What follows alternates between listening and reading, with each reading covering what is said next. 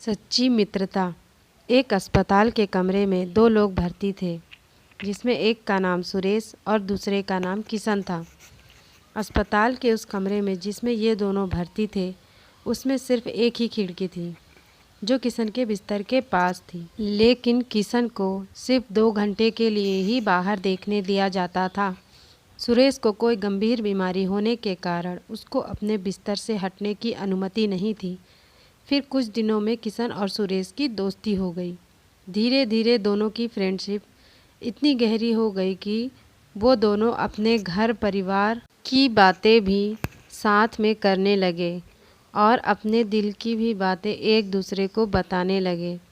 जब भी किसी को कोई दुख होता तो वह दूसरे के साथ शेयर ज़रूर करता था। इससे उनका दर्द कम हो जाता और खुश हो जाते थे। किशन हमेशा उस खिड़की के पास बैठा बैठा सुरेश को बाहर का नज़ारा बोलकर बताता था और सुरेश खुश हो जाता।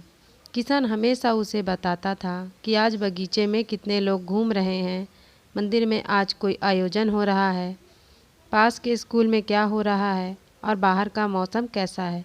इन सभी के बारे में किशन सुरेश को बताता था। सुरेश अपने जीने की उम्मीद खोता जा रहा था। सुरेश ये सब सुनकर बहुत ही खुश हो जाता और अपनी बीमारी को वो धीरे धीरे भूलने लगा। जब भी किशन उसे बाहर के नज़ारे के बारे में बताता था तो वह हमेशा इतना खुश होता था कि उसे लगता ही नहीं था कि वह यह सब सुन रहा है। उसे लगता था कि वो यह सब नज़ारा देख रहा है। किशन हमेशा ही सुरेश को सकारात्मक बातें ही बताता था, जिससे कि सुरेश का अच्छा प्रभाव पड़े।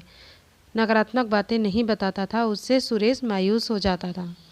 दोनों दोस्तों के बीच दोस्ती इतनी गहरी हो गई कि वो अपनी सभी बातें एक दूसरे को बताने लग गए। ये सिलसिला काफ़ी दिनों तक चलता ही रहा। किशन सुरेश को बाहरी रंगीन दुनिया का नज़ारा बताता और सुरेश बहुत खुश हो जाता। एक दिन अचानक किशन की मौत हो जाती है। इसकी खबर जब सुरेश को पड़ती है तो वह बहुत दुखी हो जाता है और उसे याद करने लगता है। जब नर्स किशन को वहाँ से हटा रही थी तो सुरेश ने उस नर्स से कहा कि खिड़की वाले बिस्तर के लिए अनुरोध करता है।